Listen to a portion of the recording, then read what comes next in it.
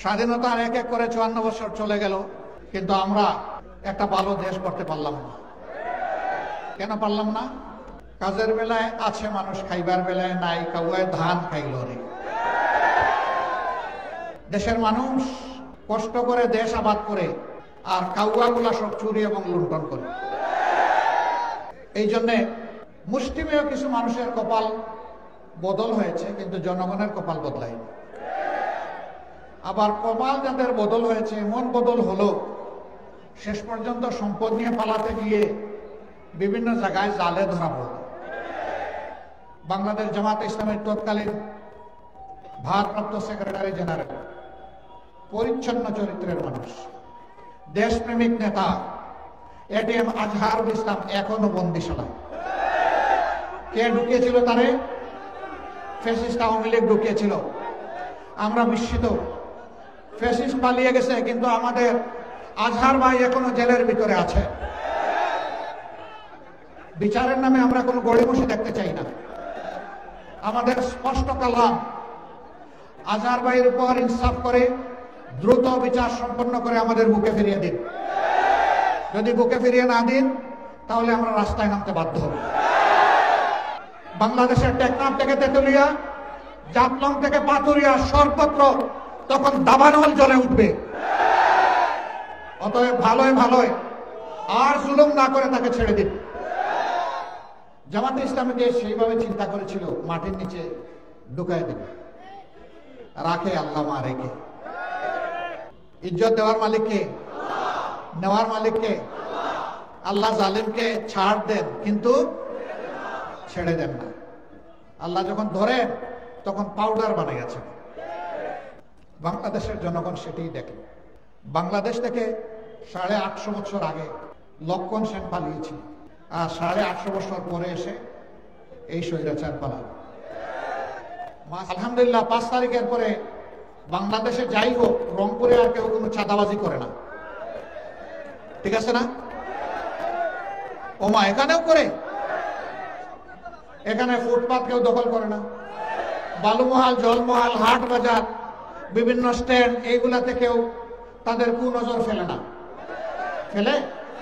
আল্লাহু আকবার। একই হলো। তাহলে আমাদের সন্তানেরা রক্ত দিল কেন? চাই। আপনাদের প্রতি আমাদের অনুরোধ, আপনারা ঘরে ঘরে আহ্বান পৌঁছে দিন। বাংলাদেশ জামাত ইসলামের জন্য দোয়া করেন, অন্তর দিয়ে একটু ভালোবাসা পোষণ করেন। যতক্ষণ জামাতকে আপনারা ইনসাফের উপর এবং মানুষের কল্যাণের উপর দেখবেন, ততক্ষণ আমাদের পাশে থাকুন। এমন একটি দেশ গড়ার জন্য আপনারা এগিয়ে আসুন। যতক্ষণ আপনাদেরকে কোরআনের উপর, ন্যায় নীতির উপর, সততার উপর দেখবেন, ততক্ষণ পর্যন্ত আপনাদের মায়াবী বুকে আমাদের জন্য একটু বিছনা করে দেন, একটু জায়গা করে দেন। কিন্তু যদি আমাদেরকে কোনো ভুল পথে দেখেন, অবশ্যই শুধু সমালোচনা করবেন না, শিরদাঁড়া ধরে টান দিয়ে সোজা করে দেবেন, ছাড় দিবেন না। কারণ আমাদের ভুলের কারণে দুটা ক্ষতি হবে। একটা হবে একটা দলের রাজনৈতিক ব্যর্থতা, আর যেহেতু আমরা কোরআনের রাজনীতি করি, সেই জন্য মানুষ কোরআনকে ভুল বুঝবে। অতএব আপনারা সাচ্চা পাহারাদারের ভূমিকা আমাদের ব্যাপারে ইনশাআল্লাহ পালন করবেন। আপনারা পারবেন তো ইনশাআল্লাহ?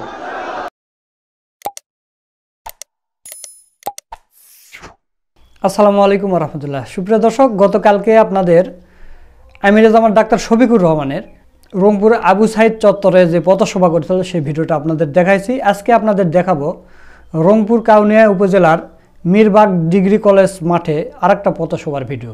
তো আমিরে জামাত সেখানে অসাধারণ বক্তব্য দিয়েছেন। এই ভিডিওটা আমার কাছে খুবই ভালো লেগেছে, এই কারণে আপনাদের সাথে শেয়ার করলাম। তো আপনাদের প্রতি অনুরোধ রইল, আপনারা পুরো ভিডিওটা দেখবেন। তো দর্শক, বেশি দেরি না করে চলুন আমরা আমিরে জামাত ডাক্তার শফিকুর রহমানের পুরো ভিডিওটা দেখে আসি। মানুষ এখানে উপস্থিত আছে, এটি আমাদের সামাজিক সৌন্দর্য। যুগ যুগ ধরে আমরা ধর্ম বর্ণ নির্বিশেষে সংহতি রক্ষা করে আলহামদুলিল্লাহ আমরা পাশাপাশি একসাথে বসবাস করছি। আমরা সবাই দেশকে ভালোবাসি, আমরা চাই আমাদের দেশ সুন্দর হোক।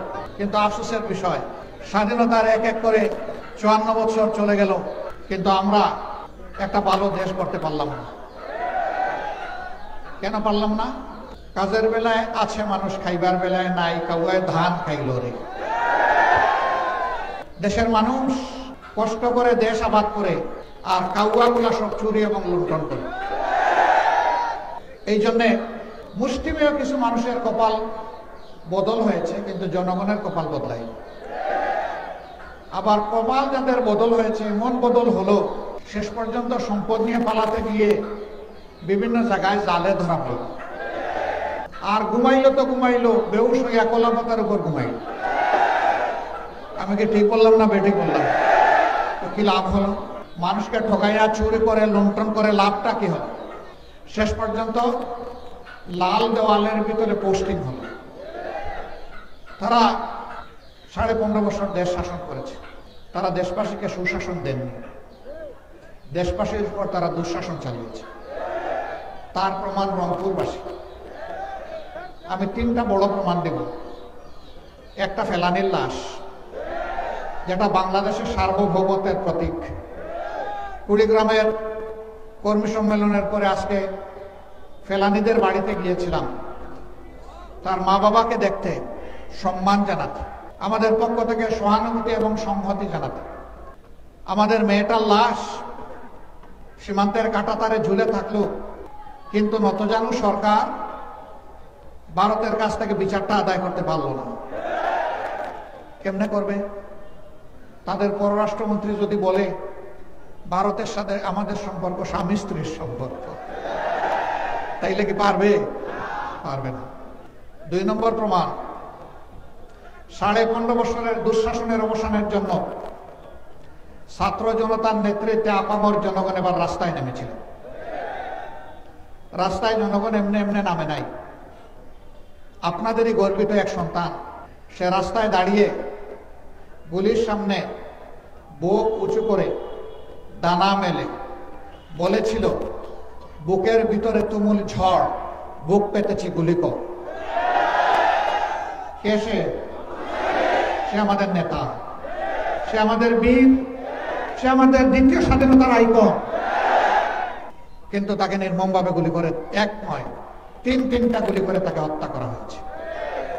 দুঃশাসনের দ্বিতীয় প্রমাণ।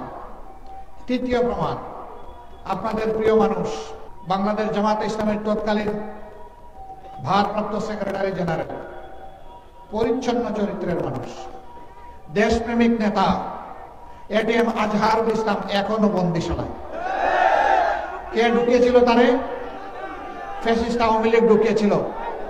আমরা বিস্মিত। ফ্যাসিস্ট পালিয়ে গেছে, কিন্তু আমাদের আজহার ভাই এখনো জেলের ভিতরে আছে। বিচারের নামে আমরা কোনো গড়িমসি দেখতে চাই না। আমাদের স্পষ্ট কালাম, আজহার ভাইয়ের উপর ইনসাফ করে দ্রুত বিচার সম্পন্ন করে আমাদের বুকে ফিরিয়ে দিন। যদি বুকে ফিরিয়ে না দিন, তাহলে আমরা রাস্তায় নামতে বাধ্য হব। বাংলাদেশের টেকনাফ থেকে তেতুলিয়া, জাফলং থেকে পাথুরিয়া, সর্বত্র তখন দাবানল জ্বলে উঠবে। অতএব ভালোই ভালোই আর জুলুম না করে তাকে ছেড়ে দিন। দুঃশাসনের 3 চিহ্ন আমি আপনাদের সামনে বললাম।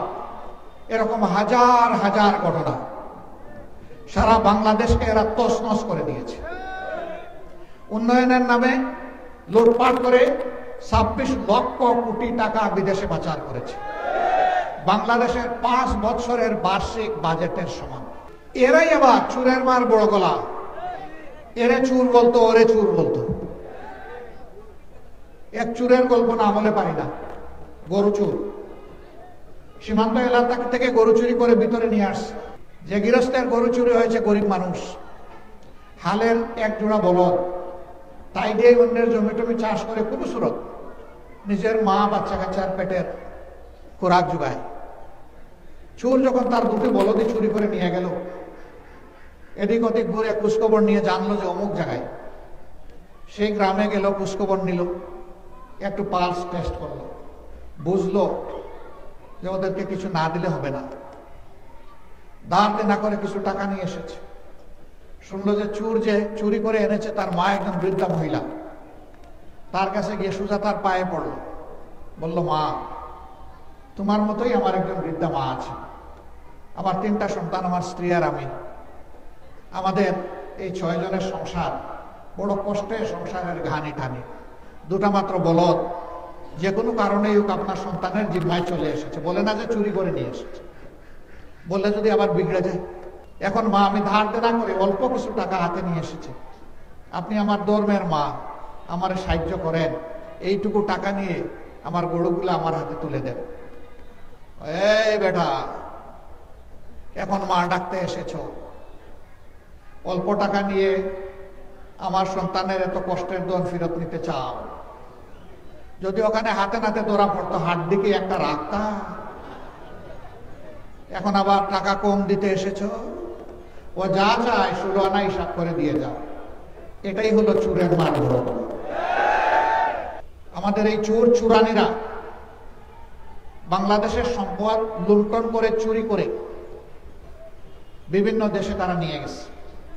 নিজেরা দেশ থেকে পালানোর আগে তারা টাকাগুলো পাচার করে দিয়েছে। ব্যাংক, বিমা সেক্টর, কর্পোরেশন, মিল, ফ্যাক্টরি, ইন্ডাস্ট্রি সব কিছু এখন বিধ্বস্ত হওয়ার একটা বিধ্বস্ত দেশ রেখে ওরা পালিয়ে গেছে। আর কিছু ধরা পড়ে জেলের ভিতরে আছে। এদেশের দেশপ্রেমিক নেতাদেরকে কি নির্মমভাবে হত্যা করেছে। কোরআনের পাখি আল্লামা দিলাওয়ার হোসেন সাইদি রাহিমাহুল্লাহকে কি নির্মমভাবে মৃত্যুর দিকে ঠেলে দিয়েছে। শহীদ আমিরে জামাত মৌলানা মতিউর রহমান নিজামী ফিরিস্তাতুল্লাহ একজন মানুষ, চমৎকার একটা মানুষ, যে মানুষটা মানুষের চোখের দিকে তাকাইয়া কথা বলতেন না, এত বিনয়ী মানুষ। সেই মানুষটাকে জঘন্য অপবাদ দিয়ে দুনিয়া থেকে ফাঁসি দিয়ে বিদায় করছে। শুধু তিনি নন, তার সহকর্মীদের 5 জনকে এইভাবে ফাঁসি দিল, 5 জনকে মৃত্যুর দিকে ঠেলে দিল, একজনকে জেলের বাইরে হত্যা করল। শীর্ষ আমাদের 11 জন দায়িত্বশীল নেতাকে দুনিয়া থেকে বিদায় করল। এই অন্যায়ের প্রতিবাদ করতে গিয়ে বাংলাদেশের বুকে আরো 500-র অধিক আমাদের সহকর্মীদেরকে ওরা খুন করেছে। কাউকে কাউকে গুম করেছে, তাদের কোনো খবর নাই। জালিমের হাতে শুধু আমাদের নেতাকর্মীরাই নয়, আলিম উলামা, হেফাজতে ইসলামের উপরে এরা দফায় দফায় কি তাণ্ডব চালিয়েছিল, এর সাক্ষী বাংলাদেশের 18 কোটি মানুষ। হাফিজদেরকে খুন করলো, আলিমদেরকে খুন করলো, এতিমদেরকে খুন করলো। তারপরে উপহাস করে বলল শাপলা চত্বরে কোনো মানুষ মারা যায়নি, হেফাজতের লোকেরা লাল রং ছিটাই দিয়েছিল। একটা দেশের প্রধানমন্ত্রীর চেয়ারে বসে এত কুরুচিপূর্ণ কথা বলা, একটা মানুষ কতটা নিম্ন স্তরে নামলে হতে পারে চিন্তা করতে। তারা লজ্জা না পেলেও তাদের এই সমস্ত কথায় দেশবাসী লজ্জা পায়। আমার সম্মানিত ভাইয়েরা, এরা বাংলাদেশের সকল প্রতিষ্ঠানকে ধ্বংস করে গেছে। এরা যখনই ক্ষমতায় আসে তখন তারা একটা গোষ্ঠীর, একটা পরিবারের জমিদারি কায়েম করে। এটা কোন পরিবার বলেন তো? কোন পরিবার? হ্যাঁ, শেখ পরিবার। তাই বলে বাংলাদেশের সকল শেখ খারাপ না, ওদের পরিবারটা খারাপ। ওদের পরিবারের যার গায়ে হাত করতেছে চুরের কোণে খুঁজে পাওয়া যাচ্ছে। এরপরে এদেরকে যারা তোষামোদ করেছে, চাটুকারি করেছে, চামচাগিরি করেছে, তারাও দেশের সম্পদ লুণ্ঠন করেছে, মানুষের উপর জুলুম করেছে। আমাদের সেনাবাহিনীকে দুর্বল করলো, পিলখানায় হত্যা করে, বিডিআর ধ্বংস করলো, নিজেদের ক্ষমতার সিঁড়ি হিসেবে তাদেরকে ব্যবহার করলো। জামাতে ইসলামীকে সেইভাবে চিন্তা করেছিল, মাটির নিচে ঢুকাই দিল। রাখে আল্লাহ, মা রেখে। ইজ্জত দেওয়ার মালিককে, নেওয়ার মালিককে। আল্লাহ জালিমকে ছাড় দেন কিন্তু ছেড়ে দেন না। আল্লাহ যখন ধরেন তখন পাউডার বানিয়ে গেছেন। বাংলাদেশের জনগণ সেটাই দেখে। বাংলাদেশ থেকে 850 বছর আগে লক্ষণ সেন পালিয়েছিল, আর 850 বছর পরে এসে এই স্বৈরাচার পালায়। মাঝখানে আর কেউ পালায়নি। তারা জাতিকে মুক্তিযুদ্ধের পক্ষ বিপক্ষে বিভক্ত করেছিল। আবার তারা ধর্মের ভিত্তিতেও জাতিকে বিভক্ত করেছিল। তারা মেজরিটি মাইনরিটি, সংখ্যাগুরু সংখ্যালঘু, এইভাবে দেশটাকে বিভক্ত করে মানুষের মধ্যে হিংসা, হানাহানি, সংঘাত, সংঘর্ষ লাগিয়ে রেখেছে। তারা আমাদের অন্যান্য ধর্মের ভাই বোনদের ব্যাপারে মায়া কান্না করত। আপনারা রংপুরের মানুষ, অন্তত একটা ঘটনার আপনারা জীবন্ত সাক্ষী। আজ থেকে 3 বা 4 বছর আগে, এটা পীরগাছা, তাই না? এটা কাউনে, ওইদিকে পীরগাছা, আর ঢুকার পথে পীরগঞ্জ। পীরগঞ্জের মৎস্যজীবী পল্লীতে সেই লোকগুলা ছিল হিন্দু ধর্মের লোক। তাদের পল্লীতে ঢুকলো, গরুগুলা লুণ্ঠন করলো, ঘর দুয়ার লুণ্ঠন করলো, তারপরে আগুন লাগিয়ে দিল। সাথে সাথে দোষারোপ করলো জামাত ইসলামী, ইসলামী ছাত্র শিবিরকে। কেন দোষ? দোষ হলো মিঠাপুকুরে ওদের শক্ত ঘাঁটি, ওখান থেকে এসে আগুন লাগাইছে, লুটপাট করছে। 3 দিনের মাথায় সত্য বের হয়ে আসলো। ওই ভাই বোনেরা বলে দিল এইগুলা জামাত শিবির করে নাই, এইগুলা করেছে যুবলীগের অমুক নেতা। এইভাবে স্বাধীনতার পর থেকে মায়া কান্না করে আমাদের ওই ভাই বোনদের তারা বিপুল ক্ষতি করেছে। আমরা বর্তমান সরকারের কাছে দাবি করি, অনেক সংস্কারে হাত দিয়েছেন, আরেকটা সংস্কারে হাত দেন। স্বাধীনতার পর থেকে আজকের দিন 24শে জানুয়ারি 2025, এই দিন পর্যন্ত বাংলাদেশের সর্বত্র বিভিন্ন ধর্মের মানুষকে যারা খুন করেছে, গুম করেছে, সম্পদ লুণ্ঠন করেছে, ঘর বাড়ি থেকে তাড়িয়ে দিয়েছে, ভিটামাটি দখল করেছে, দোকান ব্যবসা দখল করেছে এবং ইজ্জতের উপর হাত দিয়েছে, এই কালো লোকদের তালিকা তৈরি করা হবে, জাতির সামনে প্রকাশ করে দেন। আমিও যদি সেই কালো লোক হয়, আমার নাম ওখানে লেখেন, তাহলে 1 নম্বরে লিখে দেন, কোনো অসুবিধা নাই। এই কালোদেরকে মানুষের চিনা দরকার। তবে আলহামদুলিল্লাহ আমরা আল্লাহকে ভয় করি। যারা আল্লাহকে ভয় করে তাদের হাতে মানুষের 3টা জিনিস নিরাপদ: তাদের জীবন, তাদের সম্পদ, তাদের ইজ্জত। এই 3টা কখনো আল্লাহকে ডরানেওয়ালা মানুষের হাতে ক্ষতিগ্রস্ত হয় না। এরা আমাদেরকে বিভিন্ন সময়ে দোষারোপ করে, যা মানুষ দেখে নাই, যা মানুষ শুনে নাই। আমরা বলি যে অতীতকে অতীতের জায়গায় রাখেন, বেশি অতীত দূরে দরকার নাই, গত 20-25 বছরটা একটু চোখ মেলে দেখেন কে কি করেছে। এই দল স্বাধীনতার পরে 10,000 মুক্তিযোদ্ধা সহ 34,000 মানুষকে বিনা বিচারে খুন করেছিল। সকল দল নিষিদ্ধ করে একদলীয় বাকশাল গড়ে তুলেছিল। সেনাবাহিনীকে ধ্বংস করার জন্য রক্ষী বাহিনী গঠন করেছিল। এই দলই আবার 1996 সালে ক্ষমতায় এসে সারা বাংলাদেশে ছোপ ছোপ রক্ত আর কাড়ি কাড়ি লাশ উদ্ধার দিয়েছে। আবার 2009 সালে এসে তারা সেই একই কাজ করেছে। অবশ্য 9 সালে ক্ষমতায় আসলে কি করবে এটা আবার 6 সালের 28 অক্টোবর জানাই দিয়েছে। লক্ষ্মীপুরটার তাণ্ডবে এদেশের নিরীহ মানুষগুলোকে খুন করেছে স্পষ্ট দিবালোকে। মৃত দেহের পর, মরা লাশের উপর দাঁড়িয়ে এরা বিকৃত নৃত্য করেছিল সেদিন। এরা মানুষ নামের কলঙ্ক। এরপরে ক্ষমতায় আসার পরে 15.5 বছর তারা একই কাজ করেছে। ক্ষমতা থেকে পালিয়ে যাওয়ার দিন পর্যন্ত একই কাজ করেছে। এই যত মানুষ এদের হাতে আজ পর্যন্ত জুলুমের শিকার হয়ে নিহত হয়েছেন, মহান রবের দরবারে দোয়া করি আল্লাহ তাদের সকলকে শহীদ হিসাবে কবুল করুন। যারা আহত পঙ্গু হয়েছে আল্লাহ তাআলা তাদেরকে ধৈর্য দিন এবং সুস্থতার নিয়ামত দান করুন। প্রিয় দেশবাসী, এরা তো দিল সব শেষ করে, এখন এই দেশটা গড়তে হবে না? এই গড়ার জন্য আমাদেরকে কিছু কাজ করতে হবে। 1 নম্বরের কাজ হচ্ছে জাতিকে সমস্ত অন্যায় অপরাধীদের বিরুদ্ধে ঐক্যবদ্ধ হতে হবে, অপরাধকে ঘৃণা করতে হবে। আলহামদুলিল্লাহ 5 তারিখের পরে বাংলাদেশে যাই হোক, রংপুরে আর কেউ কোনো চাঁদাবাজি করে না, ঠিক আছে না? ওমা এখানেও করে, এখানে ফুটপাত কেউ দখল করে না। বালুমহাল, জলমহাল, হাট বাজার, বিভিন্ন স্ট্যান্ড, এইগুলাতে কেউ তাদের কুনজর ফেলে না। ফেলে? আল্লাহু আকবার। একই হলো। তাহলে আমাদের সন্তানেরা রক্ত দিল কেন? জীবন দিল কেন? পঙ্গু হলো কেন? কেন বলল যে আমরা সাম্যের বাংলাদেশ চাই, আমরা বৈষম্য চাই না? কেন বলল যে এমন একটি বাংলাদেশ চাই যেখানে শান্তিতে শ্বাস ফেলতে পারি? কেন বলল এমন একটি দেশ চাই যেটাতে মর্যাদার সাথে বসবাস করে পরিচয় দিতে পারি? এই কাজগুলো যারা করছেন তাদেরকে ভাই, বন্ধু, প্লিজ আমাদের শহীদের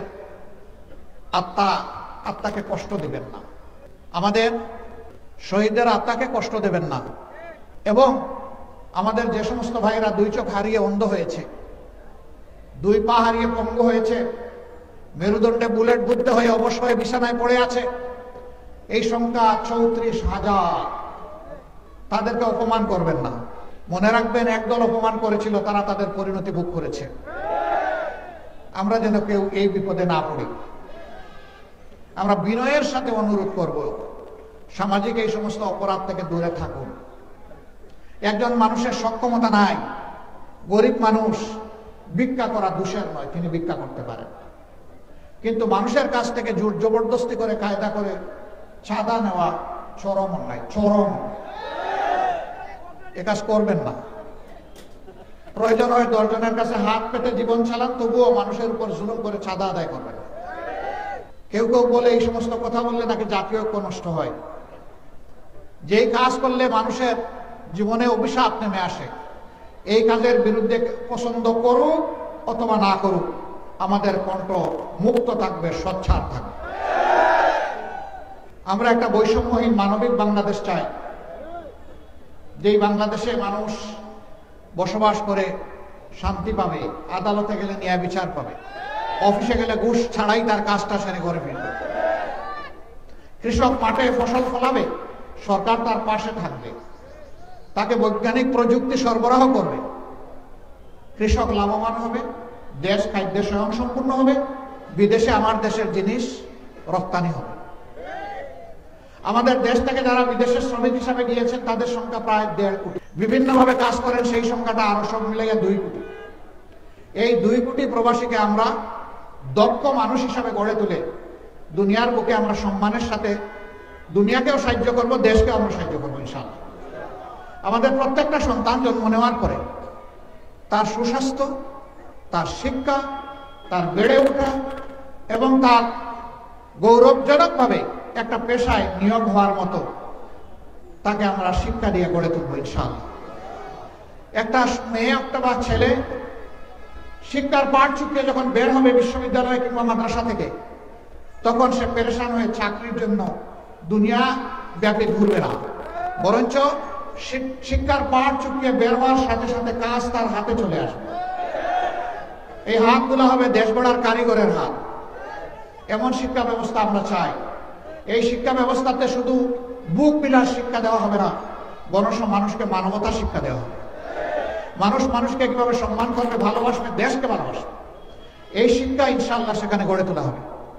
এই শিক্ষা না দেওয়া পর্যন্ত এই জাতি ঠিক হবে না।